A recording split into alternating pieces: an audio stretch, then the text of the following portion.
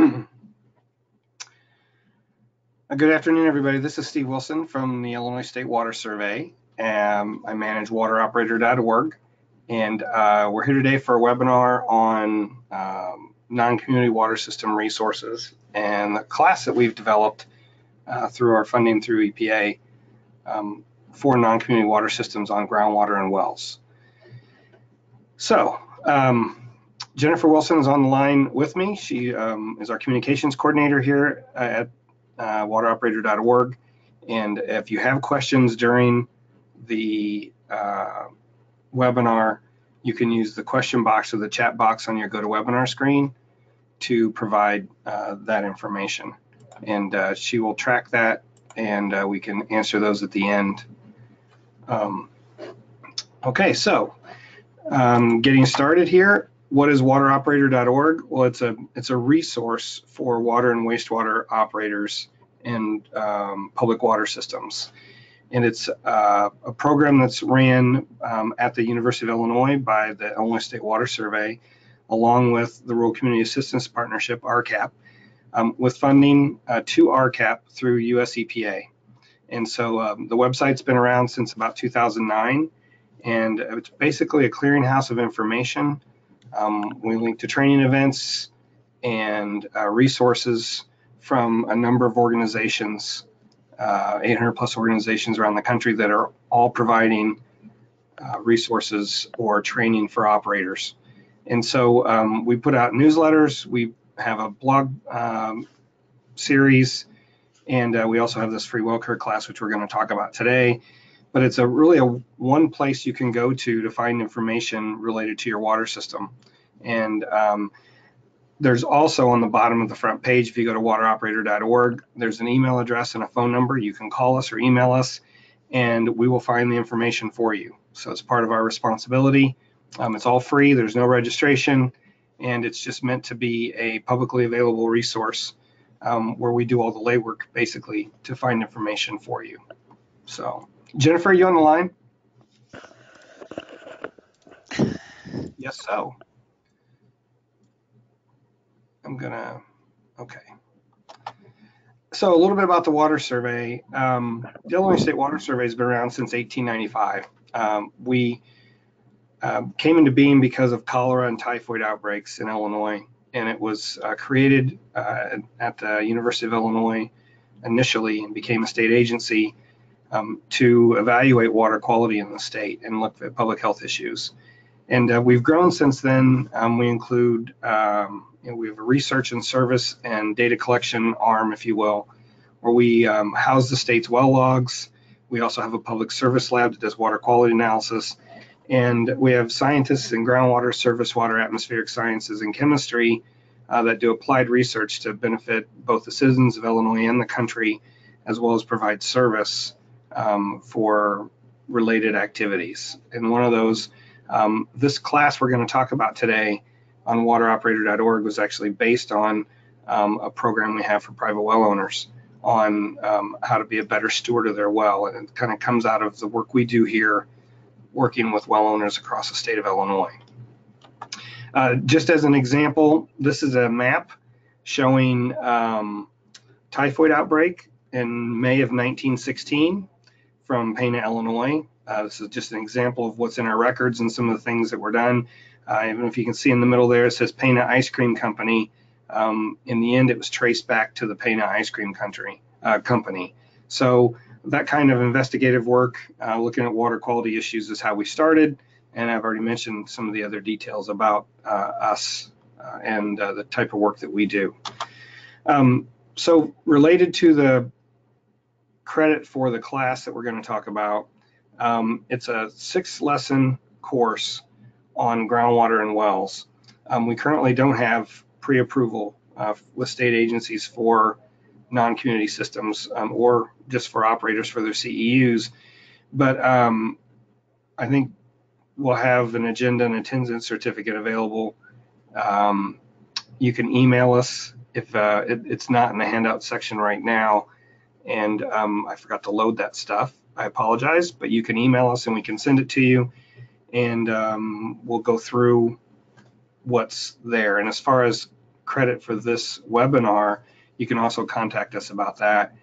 We can certainly give you a certificate about that and discuss that further, give that to you. And again, it's all free. So a little bit about groundwater and wells. I'm going to start out just by talking about some of the basics that you should know as a well owner. One of the assumptions that we make is that for non-community systems, if you have your own water supply, it's more than likely going to be a groundwater supply.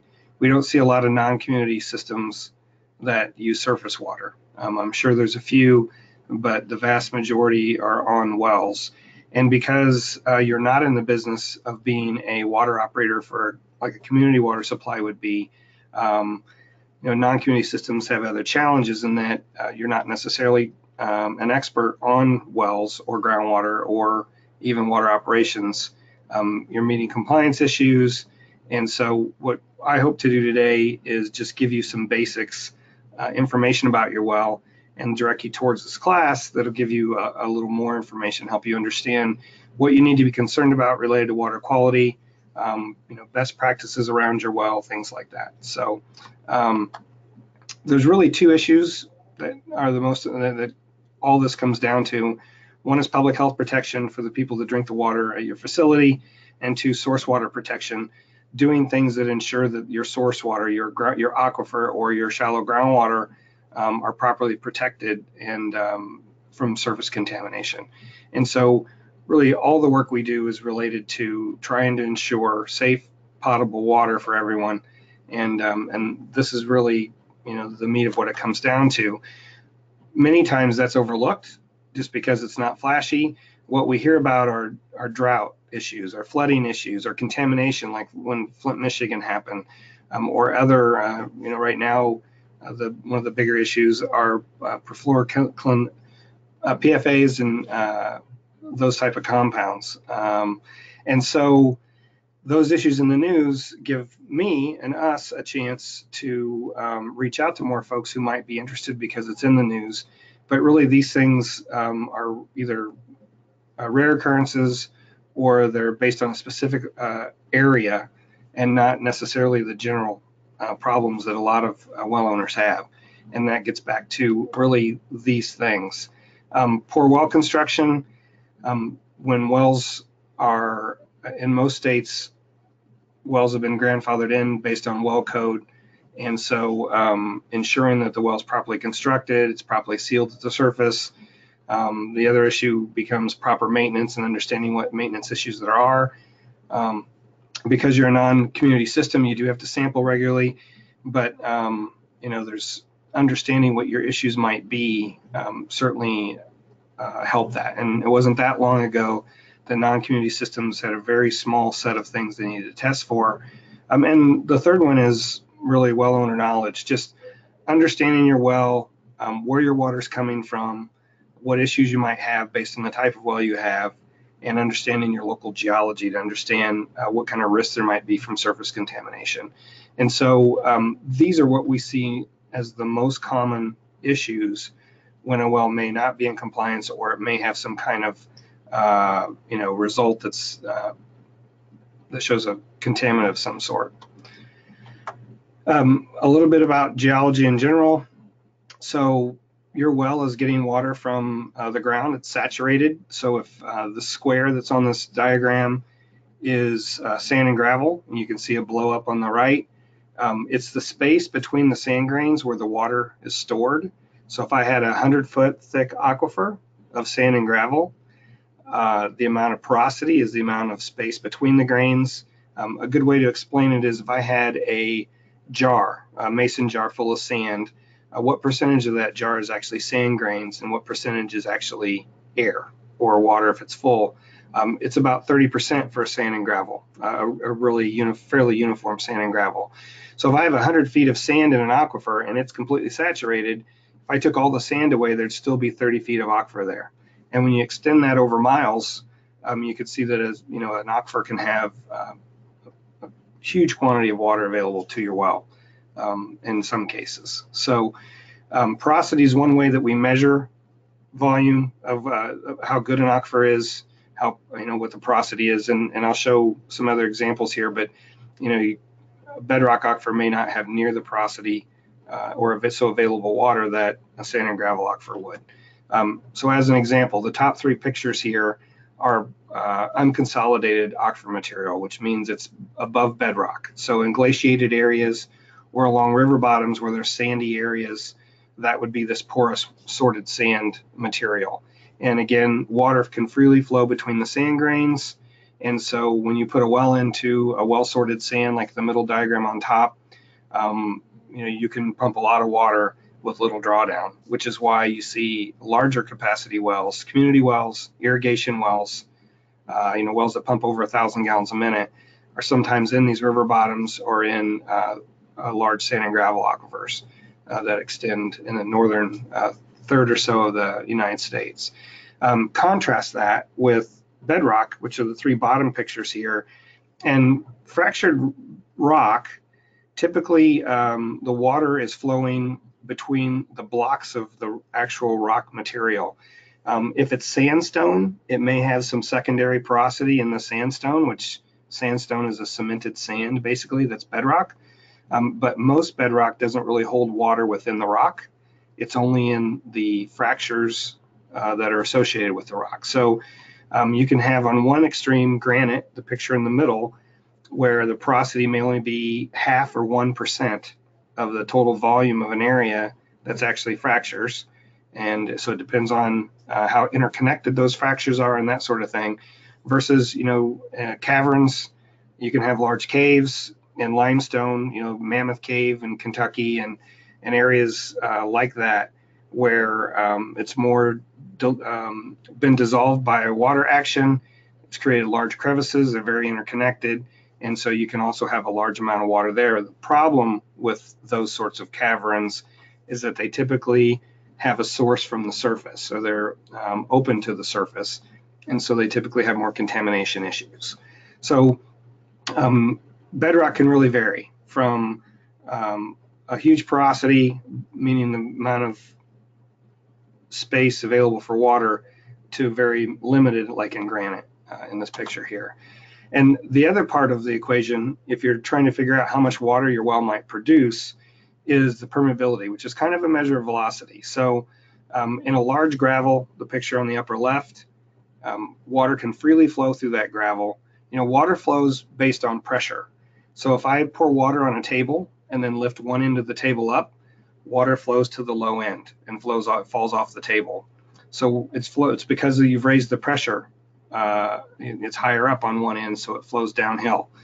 The same thing in an aquifer. When you have a well in a gravel aquifer and you start pumping it, where the pump is, you're lowering the water level, and that's inducing flow towards the well in all directions toward the well. So if you, even for a high capacity well in a good gravel, you may lower the water level, say 10 feet.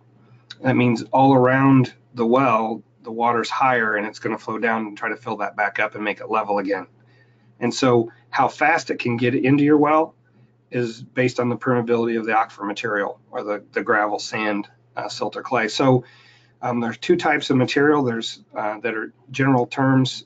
There's either aquifer material or there's aquitard or aquiclude material, which means those prevent water from moving through them. So in this diagram, gravel and sand are aquifers. Water can move as much as 3,000 feet a day if it's a well sorted and large grains. When you get down to very small particles like silt and clay, depending on how they lay, they basically prevent water from getting through because the spaces are so small. It could be as low as 1 foot in 10,000 years. That's on the left side of this picture, on the unconsolidated side. When you get into bedrock, which like sandstone is cemented sand that at one point was just sand, and it got compressed and became a bedrock unit in geologic time, which I'm not a geologist, so I won't go for any more than that. Where shale is kind of a bedrock form of clay. So you can see that shale has a permeability. It's basically impermeable, 1 foot in 100,000 years if it's a really tight shale, which means really no water is moving through it. It's moving left or right through a unit above it to be discharged when if water's moving. So versus a limestone at the top or a sandstone, again, it's based on the fractures. It flows through the fractures and solution cavities. And so depending on how many of those there are and how connected they are, you can still get a lot of water moving into your well. So knowing which of these units your well is in, sometimes you may have a large diameter bored or dug well. And in those cases, typically it's because there is no real sand and gravel or bedrock aquifer that's available to you at your location. And so it's usually getting water from the water table, and it's more clay, silty type material, which means it moves into the well slowly. So if you have a large diameter well, it's typically because it's meant to be a storage basin and water can seep in slowly so that you have water stored for when you need it, like in the morning when you're taking a shower, and then overnight it continues to fill back up. I grew up on an old 14-foot hand-dug well. My grandpa hand-dug in 1933. In the summer, if I left a hose on, we had livestock, like in our horse tank, we might not have water for 2 or 3 days because it took that long for it to fill back in. So your well type also matters, which is the next part of this. I do want to show, if I had a trough, let's say, or a big glass container with each of these units in it and poured water over the top uniformly, you can see here kind of a wetting front of how water would move down through. So the sand and gravel aquifer, it's kind of just all moving through the sand grains and all moving together at once. The dolomite on the right, it's moving between the fractures, and the crystalline bedrock, which is kind of analogous to granite. You can see how small those fractures are and they're not very connected, which is why it's really hard to get a well that produces much water in granite. A lot of times you have to make it really deep, and hopefully you hit a few fractures that have water bearing capability. And then the last diagram shows a little more realistic about how things are in the real world. You don't have one type of rock typically. You have sandstones and dolomites and shales and other types of bedrock, and until you get to the granite basement usually. And it's also not flat. This diagram shows these nice level units of material. Typically they're slanted one way or the other. But what this shows is when you get into a sandstone that has secondary porosity, it almost flows like a sand through it. But then when you get to these other bedrock units, again, it's flowing through the fractures. So where it starts is maybe not where it ends up on the bottom, depending on how the fractures are and how connected they are. So well type also matters. As I mentioned, there's really 3 types of wells. There are dug or bored wells, which you typically put in an area where there's no, quote, real aquifer. Or in a lot of cases, like the one I grew up on, we did have a sand and gravel aquifer on our farm, but my grandpa didn't know it. And so we always had this hand dug well that we used because it always worked and they felt it was always fine. So there's the other 2 types of wells are usually drilled wells.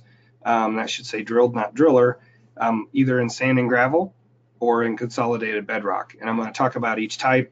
In some cases, depending on your location, you might have more than one choice. In some cases, you may not have any.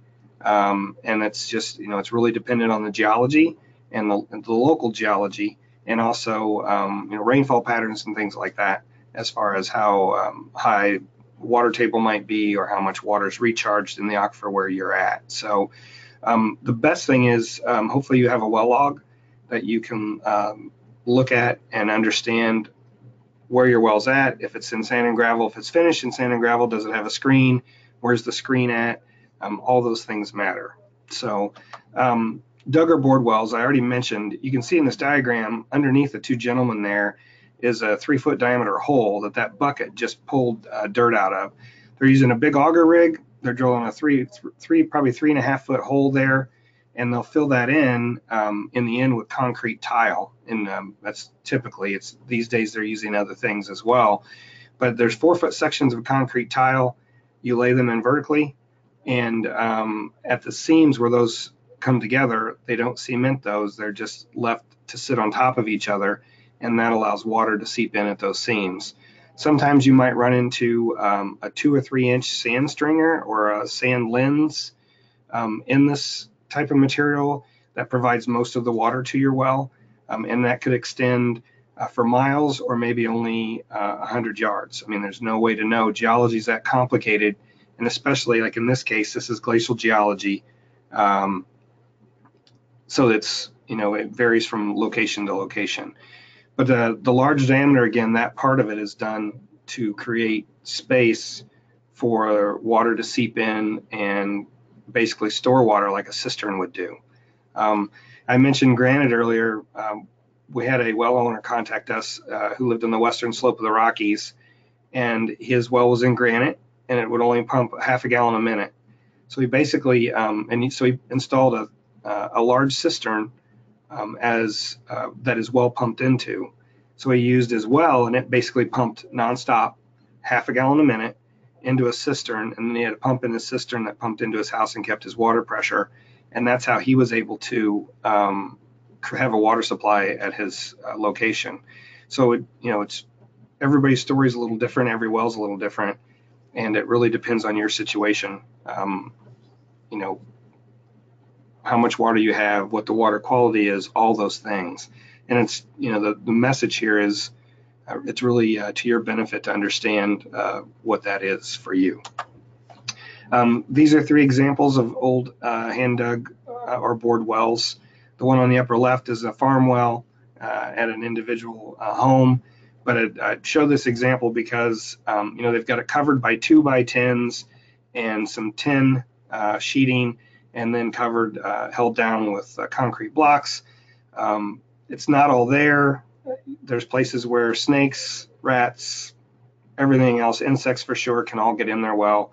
And this is being pumped up to their house and used as their drinking water supply. This is also in a cattle pasture. So the reason there's mud on the lower right and those posts look so worn is because the cattle use those to scratch. And so, it's not the best situation. It's a shallow well, so water seeping from the surface and getting in that well. And, there's no way that's not contaminated. These other 2 examples, the one on the right is the concrete description I mentioned before. It's a 3-foot diameter concrete tile that goes vertically down. There's 4-foot sections. And so it's just got a concrete lid on it. And the one on the bottom is also a bored well and a large diameter well. It looks like a drilled well, and I think that's a 6-inch casing. That goes down to 10 feet, and at 10 feet it expands out to the 3-foot diameter well, and I'll show you a diagram of those.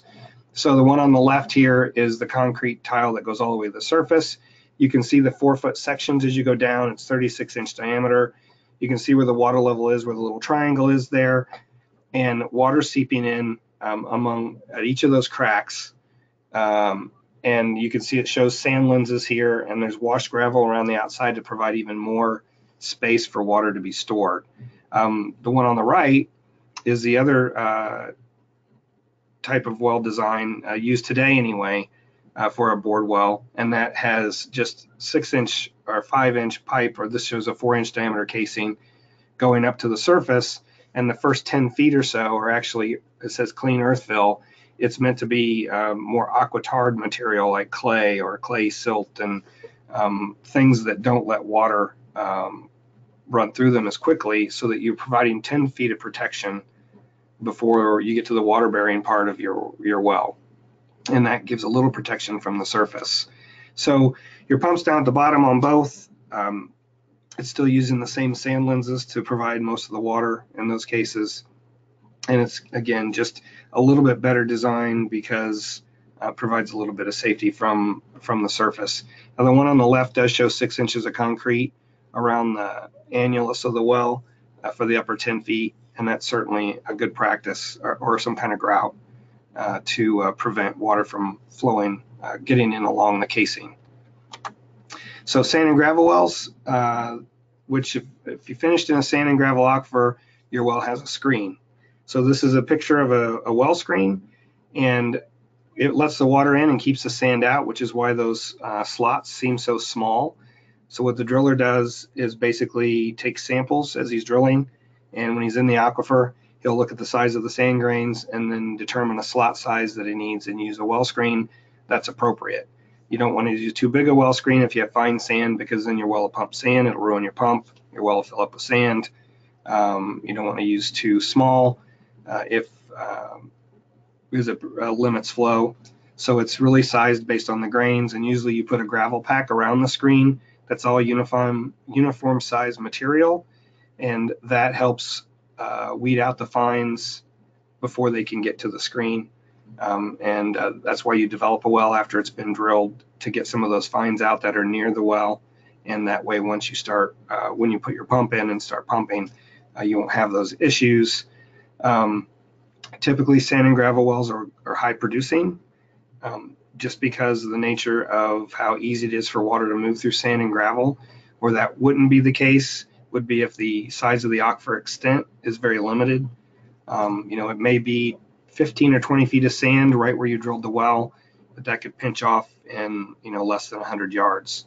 And if that were the case, then you could run into a situation where you might not have enough. But typically they are well producing. If you put a well in sand and gravel, they're also typically shallower than a bedrock well, but not always, just because it's unconsolidated material above bedrock where you have that option. This is a diagram showing a typical sand and gravel well. The pump's down in, this actually is a poor diagram because it's an old one from the NGWA. It shows the well screen and the pump down in the screen. Typically your pump is up above the screen because it limits the velocity coming through your well screen, and that helps prevent sand from coming through. And so I need to change that. But typically you'd have your well pump, if it's a submersible pump, it's going to be somewhere above the screen down in the well. But you can see that there's several types of geologic material above the well screen, and then the sand and gravel that's blue is the actual aquifer that you're pumping from. So if this is a 200-foot well, typically your screen is going to be in the lower 10 feet, or it might only be a 4-foot screen depending on how productive the aquifer is. So let's say it's a 4-foot screen, then it goes from 196 to 200 feet.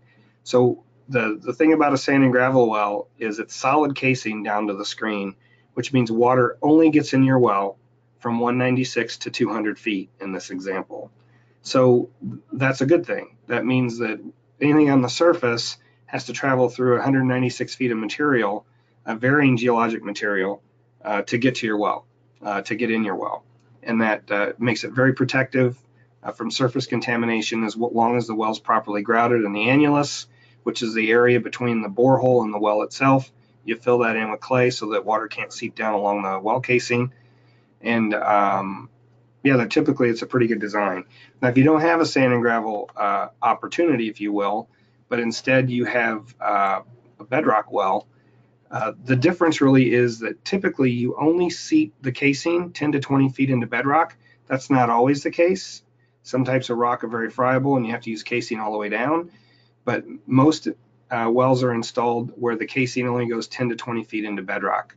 So after that point, the hole is basically the rock itself acts as the casing. And the reason you do that is so you can actually hit those fractures and take advantage of the water that's coming from the cracks and the fissures in the rock. So that 200-foot well may only have, nowadays it would probably be at least 50 feet of casing, just in most construction code, and depending on your state. But we've run across a lot of wells that were only 20 feet of casing, even though they're 200 or even 400 or 500 feet deep. So what that means is that water can get in your well anywhere from where the casing ends. So if that's 20 feet below land surface, from 20 feet all the way down to 200. And that's a much different animal related to your water quality and the opportunity for surface contamination to get in. These thin blue lines on here are the bedrock fractures, it says. So depending on the lineage of those and how interconnected they are, it could be that, in this example, it shows overburden and saturated overburden. That's the unconsolidated material. Part of it's got water in it and part of it doesn't, where the water table is. That could be 200 feet. That could be 0 feet. In some places, bedrock's right at the surface. So depending on how much cover there is over the bedrock to protect from surface infiltration, and also the type of material that overburden is, if it's fairly sandy clay, then water can probably seep through it a little better than if it wasn't. Those bedrock fractures may go up close to the surface. And The bottom point here can be influenced over large distances depending on fractures. If your well only hits 1 or 2 fractures and those fractures extend for half a mile and end up at the surface, then a half a mile away, anything that falls into the ground, infiltrates into the ground and gets into the aquifer in that fracture, has a decent chance of making its way to your well. So a bedrock well can be more susceptible to contamination depending on the geology and how much overburden there is or how much unconsolidated material there is, as well as the number of fractures and where those fractures go. And so it's always good to understand that and talk to, one of the groups I would suggest you talk to is your state geological survey or USGS office in your state if you want really good advice about the geology of your well and what that might mean. Those folks are there to help you. Okay, sorry. So that's kind of the well and geology lesson for today. When you go through this course, you get a little more information, and we're not going to do that today. Obviously, we have an hour, and so I want to talk about one. We've developed this class, groundwater and well care for non-community public water systems. It's on our website. You enroll for free. You sign up in it. You can go through the lessons at your own pace, and at the end, you have to go through all of them and pass a quiz for each of the 6 lessons in order to get a certificate. And I'm just going to walk through a few of the things that are in here. It's at wateroperator.org/free-well-class. You can also get to it from our resources page, which if you go to wateroperator.org, at the top it says Home, About Us, Event Calendar, Resource Library, and Email Updates. If you click on Resource Library, this page comes up, and you can see there's a CEU class for non-community water systems. Again, the CEU part we're working on. Right now, it's really just for your information, and we plan to reach out to the states and get that approved where we can. Every state looks at non-community systems a little differently and what they approve and whether you need CEUs or you just need a renewal event for maintaining the certification for your system. So it also shows a private well class here, which I'm not going to talk about much today, but all of this is based on the material we developed. It's a 10-lesson class for private well owners called the private well class. It's a separate website. It's a whole separate thing. If you're interested, you can go and take a look. Yeah, there's more material there, but some of it really isn't appropriate for a non-community system that's under the regs of the Safe Drinking Water Act. We talk a lot about what private well owners need to do to sample and things that you're required to do, where most private well owners are on their own to sample and determine if their well's safe. So there's a little different. It's a little different animal, if you will. So when you sign up and go into the class, there's 6 lessons, as I mentioned. The first one is the science of groundwater. It walks through how water gets into your well, how groundwater flows through the ground. It's a hydrologic cycle, so even water that's very old. We were just last week looking at information for an aquifer that's in Egypt, and the water's been dated at almost 1 million years old, which means it hasn't come out of the ground in that long. That's very atypical. It's a cycle. So water is eventually flowing. When I talked about water flowing in relation to pressure. As water infiltrates down the ground, it creates a higher head where that infiltration is, and that's pushing water out somewhere. Typically that's to a lake or a stream, and then it evaporates and starts all over again. So this goes through what an aquifer is, all those issues, and then groundwater and how wells get contaminated, as well as well construction issues. And for each one, you go through the lesson, there's videos, and then once you've gone through that, you have to take the chapter quiz for each one of those. So, and this is a video, and then there's quizzes at the end. Depending on where you're at, you may have a pitless adapter. If you're in a warmer climate, you may not, but it's one of the things we do discuss because this is meant to be a national program. So, you need to understand what that is if you have one and what the advantages are, that sort of thing. So once you've gone through, and this is an old slide, I just realized, because it has chapter 7 and 8 listed there. It's 6 chapters total, and once you've gone through the 6th chapter, it tells you you're at 100%, and then you take the quiz and go through the evaluation, and then you're able to get a certificate that says you've completed the class. And you can print your certificate, and it looks like this. So yeah, that's really all I'm going to say about that. It's hosted on a website called Thinkific, where we've put the material there to make it more interactive and that sort of thing. So yeah, once you're done, this is what that looks like. So as I mentioned, this is all based on the private well class, which is a 10-lesson class that we've developed with RCAP and with funding through US EPA to provide support for private well owners. And it's really meant to help them understand why they need to be a good steward of their well, to understand how they can protect their aquifer, which affects not only them, but anybody around them, including community water supplies or non-community supplies that may be using the same aquifer. So there's a lot more material there. If you're interested, you can look through that. Learn by email takes you to the 10 lessons. We have podcasts and videos. We do webinars every month for well owners on different topics. And yeah, I encourage you to take a look. As I said before, many non-community systems are much more like a private well than they are a community water supply, based on their size and the type of well they have and that sort of thing. So it's worth taking a look. We also have a lot of videos on our YouTube page. We held a conference last year, and we brought in a lot of experts to talk about different issues that would be fairly relevant, some of them very relevant to your water supply. So take a look at your own leisure if you're interested. So as far as the rest of the presentation today is actually going to be a tutorial on how to use our website to look for resources.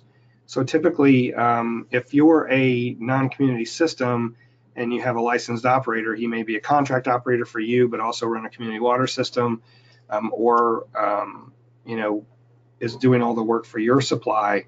Hopefully, this material is beneficial. And so what we've done is put together, you know, mentioned one of the early slides. We link to about 11,000 events every year and put it on our calendar. Those are all events that are worth CEUs, or they're free and available for water and wastewater operations, including non-community systems. And for the 18,000 documents we link to, they're all from organizations like the state US EPA, state regulatory agencies, technical assistance providers, associations that are related to water and wastewater. And we've linked to all of those to put them all in one place and make it so that it's easy for you to search and find information on a particular topic. You know, one of the best examples I have is, man, I forgot to turn that off. One of the best examples would be if, you know, you're feeding chlorine and you're having THM problems, and you want to look at, you know, someone suggests that you might want to consider UV, you know, ultraviolet light disinfection. You know, you can go on our website and search for that and find a lot of information, both detailed and basic, on how UV works, how it can be applied, how it's used, all that stuff. And so what we've done is tried to make a complete set of details that make it easy for you to find things. So, and we created a search algorithm that I'll go through and show you that makes it really easy to use.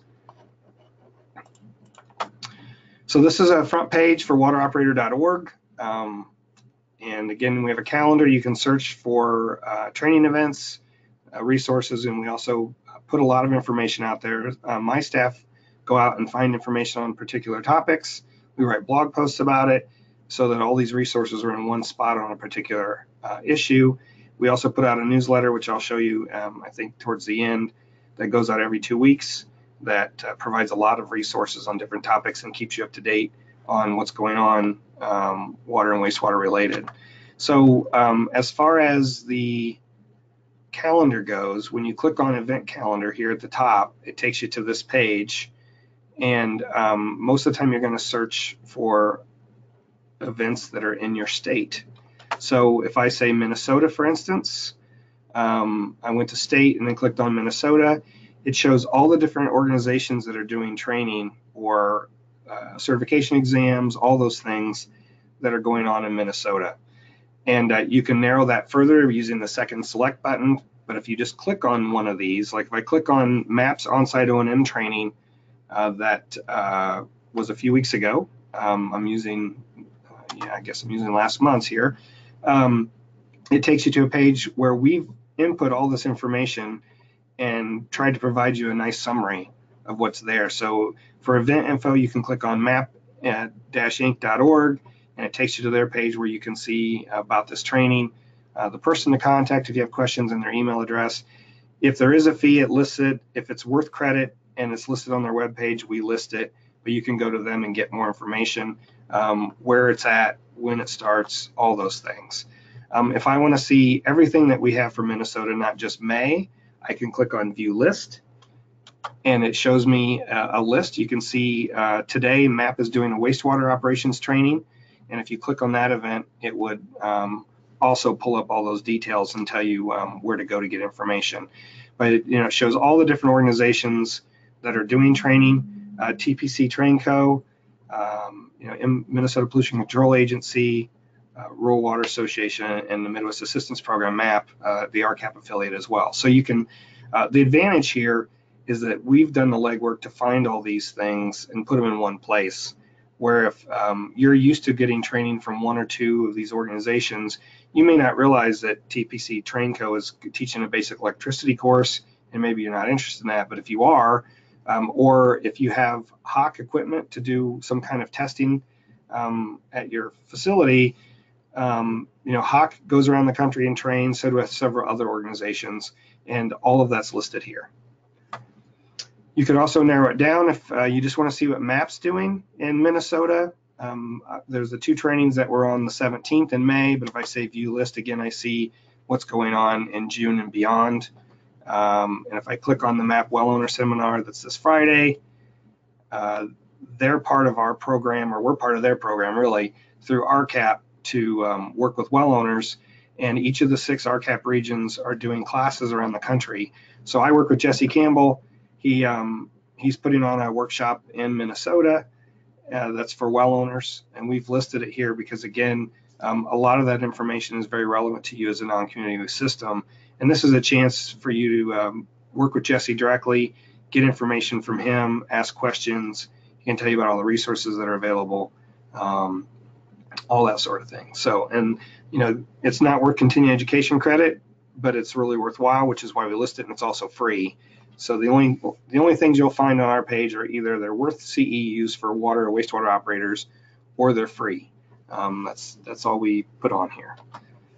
So if I click on the map.inc page, it takes me to this, and you can see the Pelham, Minnesota thing, and this takes you to a link to contact Jesse directly. So the other thing I want to mention about the calendar is no matter where you're at in the country, there are a lot of webinars available, especially the 3 groups that really do the most webinars are US EPA, that are free, I should say, are US EPA, and not all these are free, but they're for CEUs. Illinois Section AWA does a lot of webinars. They're typically not free. And RCAC, which is the Western RCAP, they do a lot of webinars, and most of the time they are free because they're part of their small systems grant from US EPA. So even if you're not in the RCAC area, for instance, or in Illinois Section AWA, you can still attend these if they're worthwhile to you. So you can narrow your search down using a topic or whatever, but you can find out information about these webinars. And if you're not familiar with using webinars, hopefully you are, since we're on one today, it's really a great way to get information. And especially some of these free ones, even if you don't get CEUs for it, it's a good way to gain knowledge on particular things. So if I say groundwater, for instance, 2 things show up. I took these screenshots before the webinar we did last week. And so WOO stands for wateroperator.org, the 29th. So that's this webinar we did last week. And then RCAC has a webinar on what you need to know about the new Groundwater Management Act, and that's in California. But if I say view list, you'll see there's a few other things here. I guess they're all RCAC. They're doing webinars for their private well program and on the groundwater rules, as well as the 2 that we did. But you can search. I searched on groundwater. You can search on operation and maintenance or non-community systems. There's a lot of ways to search. So moving on, under resource library, there's also a document search, which this, here you're going to be looking for a particular topic more than likely. So it looks like about the same type of page as our a calendar, except when you click select, you're either going to get category, type, state, or host. And so we've broken every document we link to down into all of these categories so that you can filter out and get what you're looking for. Category I'll talk about next, because there's 32 categories and they're all water or wastewater related. But under type, it's fact sheets, case studies, forms or templates, videos, presentations, other web pages, reports. And so depending on what you're after, like in the UV example I gave a while ago, let's say you know nothing about UV, you could narrow it down by saying fact sheets, and you're going to get a couple fact sheets that are more detailed, but that are a shorter version of what UV is, how it works, all that stuff. You can search by state, and some of the Canadian provinces where we've added information that we feel is relevant to operators in the states.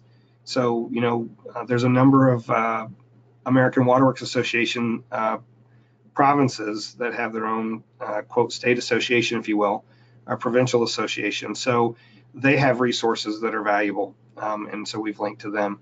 And then host, if you know what you're looking for, if somebody says, RCAP has this great video on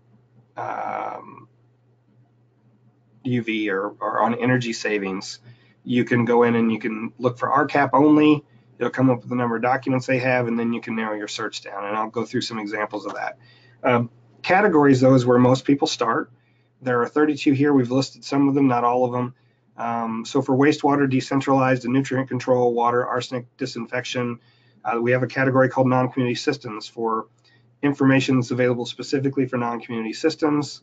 And then there's a number that are for any kind of operator of a system, public notification, asset management, safety, certification, operation and maintenance, that are really, they're broader topics, if you will. And so when you go back and go to the resource library and click on document search, you can search by category like I did. I said arsenic, and it came up with 187 records. And so it lists them in alphabetical order by title. So you can see the first one is 12 steps to arsenic compliance from the US EPA. There's a summary of what's there, the source page it came from, and then the organization that hosts it. We don't host all these, we link to everybody else's stuff. The idea is we went out and found it for you so that you can find all this information, but we vetted it as well, which means you're not going to find things that are advertisements, or if you try to do this in a Google search, sometimes you get in dummy websites and things like that that can take you off on down a rabbit hole. You're not going to find that here. So I just went 3 or 4 pages in, and there's a link here that says arsenic removal and disposal for public water systems. If I click on that, it brings up this fact sheet from New Hampshire, and it's just a fact sheet. It walks you through what to do as a public water system, at least for New Hampshire. And you may say, well, I'm not in New Hampshire. That's really not a benefit to me. What we've learned from all of this is that there are states and organizations in particular states that do a good job of providing these kind of materials. And there are other states where either because of funding or resources or just don't have the wherewithal, there's a lot less information available on some of these topics. And so if you're in one of those states where your state agency or your associations that are available there that you're used to working with may not have a lot of resources on their webpage, other states do. And if I'm in Illinois and I look for a particular thing on our state EPA's webpage and they don't have it, I'm not going to go to 49 other states' websites to try to find it. It would take way too much time. I'd get frustrated. We've done that. We've put them all in one place. So you can search and you can decide, you can even narrow it by Illinois if you want to, but it provides all of this information from all of the wherewithal in the whole country, all in one location. So you can get that information even if your state doesn't have it. And that's really the big advantage here. So if I say New Hampshire Department of Environmental Services as a host, I want to see what they have. I really like their fact sheet. What else do they have? They have 267 documents on their webpage. And, some of them are relevant. Some of them won't be relevant to you. Actually, probably a lot of them won't be relevant to you as a non-community water supply. But you can then go in and search under the select button under non-community and see what they do have, for instance. Some organizations have a lot more documents than others. So the US EPA, this number changes almost every day for us, but it's 1,641 documents. That's a lot of information. EPA's website is really a big gorilla to try to tackle. And so if you know what you're looking for, using our site and narrowing your search down can get you to this information probably a lot easier in most cases, not always. They've revamped a number of their pages over the last few years, and it's certainly a lot more user-friendly. You know, like they've redone their wastewater septic pages, and those are really useful. If you have a septic system, I encourage you to take a look. But in general, you know, there's a lot of information there. So you can go in and narrow it down and say non-community systems, and it shows 13 records that they have. And so for each one of these, you know, the groundwater rule fact sheet is the third one listed there, for instance. And so it talks about what your requirements are as a non-community system. You can also use a keyword filter. It's over on the upper right.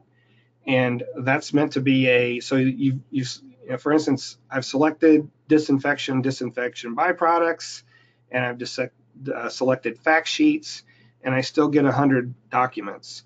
Well, if I'm really interested in UV, I could put UV in the keyword filter here, and it would narrow those 100 documents down to something more manageable. In this example, I've typed in RTCR, the revised total coliform rule, and so I got 66 hits. But if you know that's a new term to you and you're interested, this is one way to find, and you can see who these organizations are: Connecticut Department of Public Health, the Florida Water Resources Journal, Tennessee Department of Environmental Conservation. So they're all, again, reputable sources that have, most of these are putting out these documents to benefit operators. I can then say fact sheets and case studies to narrow it down even further. And you can see, again, it's the Water Research Foundation and several state agencies that have provided information on RTCR. I can say videos. So it turns out the Iowa Department of Natural Resources created 3 videos on RTCR that was meant to help their operators in their state. These are worth watching, if you ask me. But you can search a lot of ways, and again, you can narrow this down even further if you needed to by doing to different, you know, after type, you could say category or host and that sort of thing. And again, for each one, we've created a summary of what's here so that you can read the summary and decide if you're really interested in it, rather than having to download, you know, 20 documents to get to the one you want. This is meant to be a much more efficient way for you to search online. You can search by organization. I mentioned RCAP before, the Rural Community Assistance Partnership. They're the reason we have this website. They fund us, and we run this all with their national office. And they also put out a lot of materials, technical assistance materials for small systems, including non-community systems. So it's a lot of their, this all goes back to their website. There's a lot of good information that's related to energy, asset management, a lot of other topics. And so if I put energy in the keyword filter, for instance, it shows that there's 7 records of documents or web pages or fact sheets that RCAP has.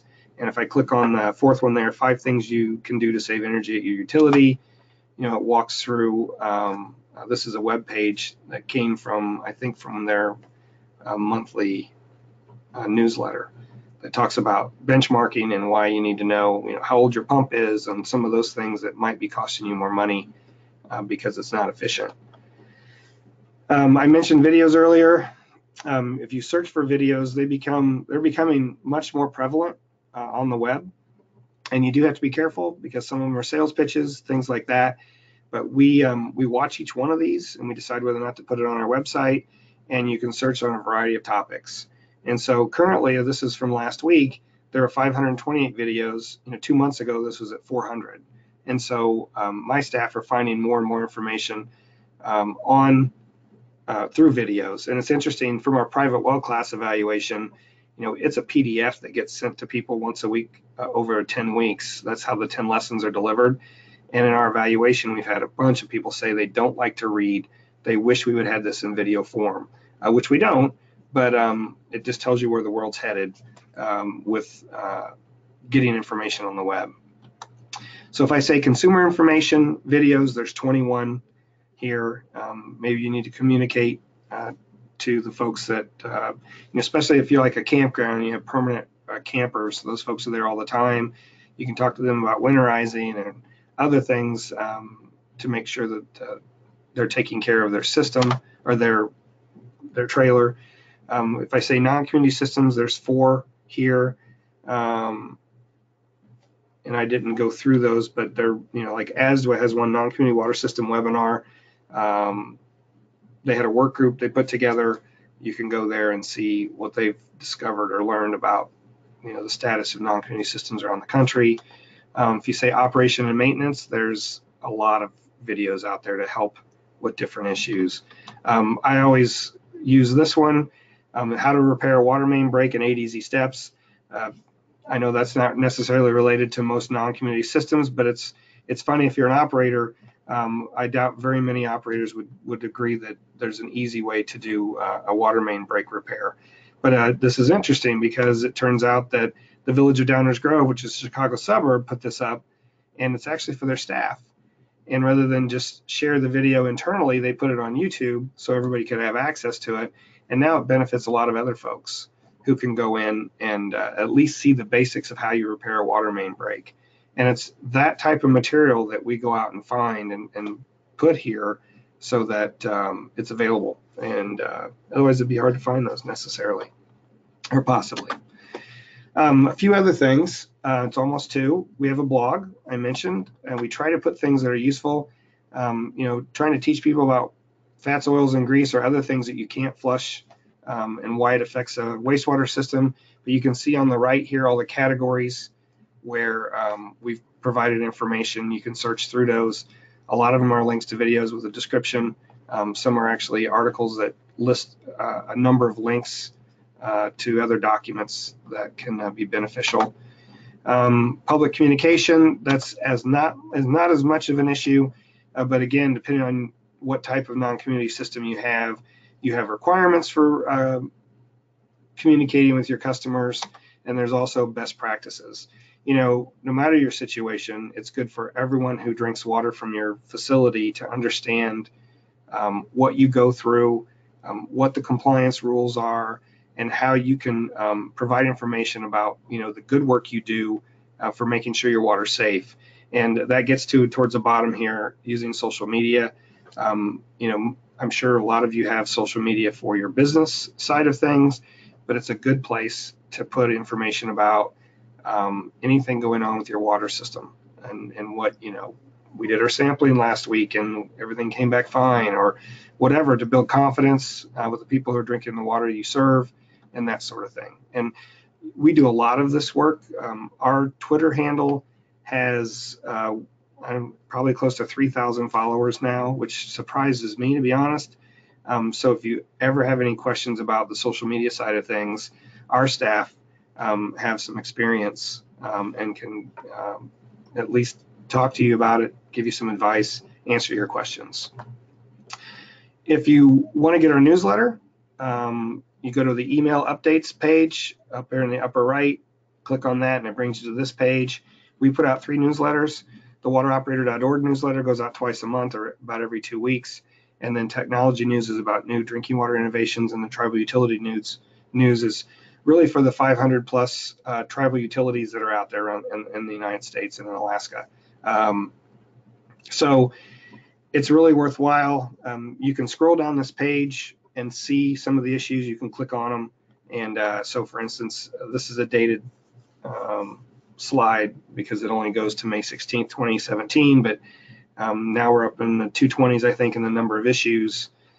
And you click on one of those and you can see, this is about what's in here. What we posted on our blog post, if you scroll down, there's a link to some document or resource that we think is valuable. Anything that's going on in the country that's worthwhile, that would be of interest to an operator. we try to provide that as our leading story, and you can look at those at your leisure.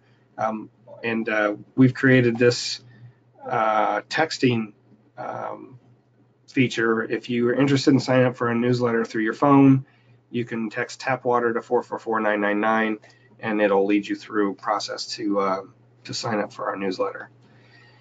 This is the bottom of our front page, and I wanted to point it out because there's a short video on how to find documents. I went through things kind of quick. It's got some other examples, and it talks about, the work we do is a collaboration between the University of Illinois at the Water Survey, where I'm at, and the Rural Community Assistance Partnership.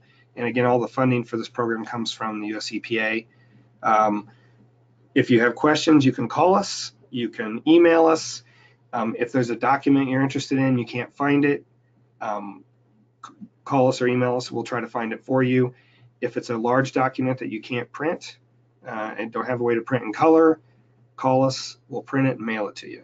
We're meant to be a service, and we're here to provide, to help you do your job better or to run your system better.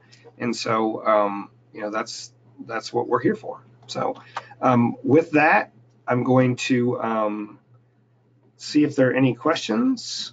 Looks like we do. Steve, I've sent you the Google Doc in your chat box. Okay. Chat box. I'm kind of slow at this. Okay. There we go. I'll pull this up then. Okay. So I'm going to go through these questions, and if anybody else has any questions, please put them in the question box on your GoToWebinar screen, and Jennifer will pop them up here. When casing is seated in bedrock, is it grouted or sealed at the top of the bedrock entrance? So when you drill a hole and you're going through rock, the hole's larger than the casing.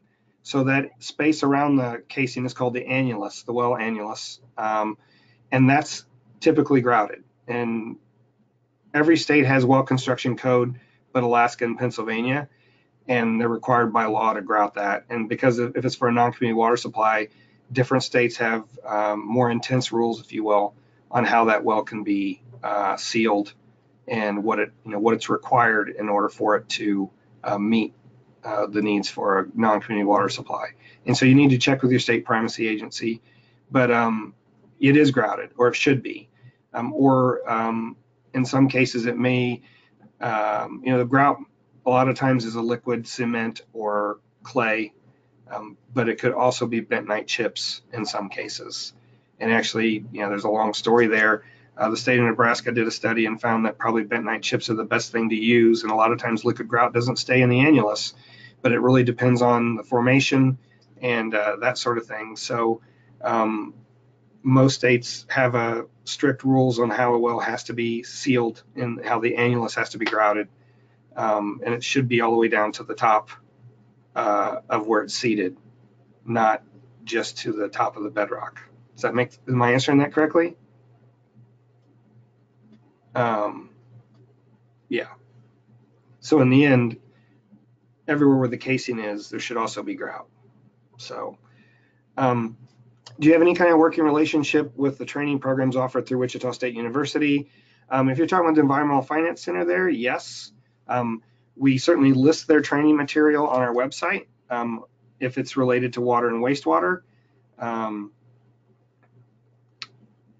So let's see.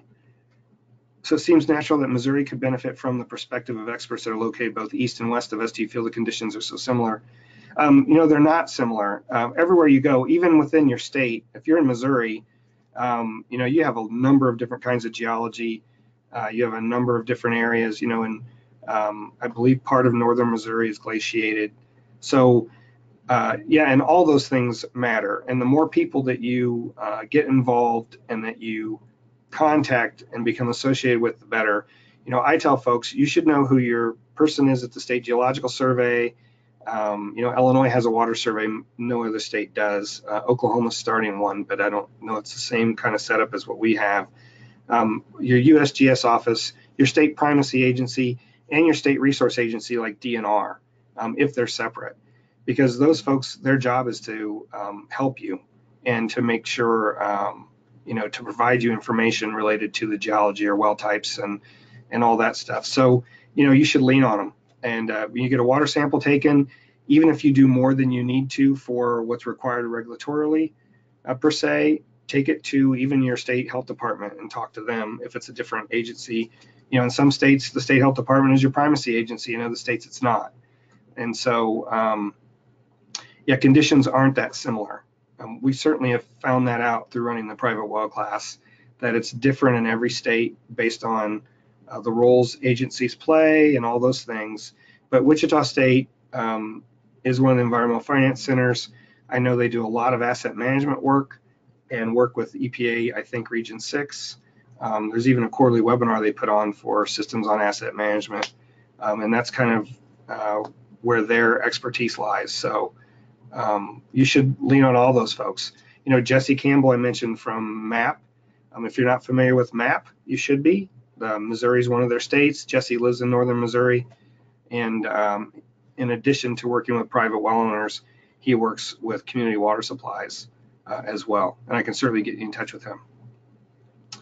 Okay, I think that's probably it today. I'm a little over, I apologize. If you have any other questions, you can always email us, and it's just info. Oh, there we go. How does this program differ from the Illinois State Certification Program?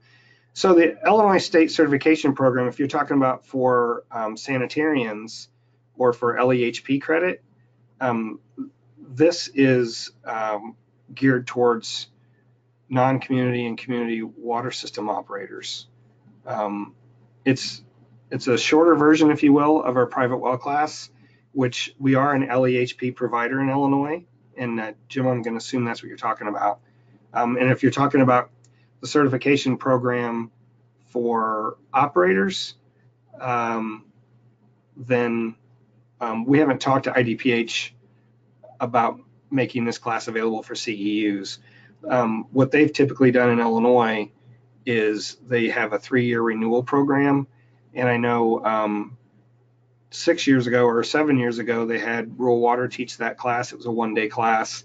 And just a few years ago, they had RCAP, Pat Gleason, taught an all-day class, both in Northern Illinois and in Champaign, which I delivered an hour and a half of for the certification program for non-community operators.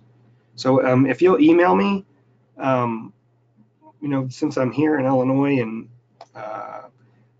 I work with both IDPH and IEPA and environmental health folks, I can clarify what you are asking better and take care of you. So, all right.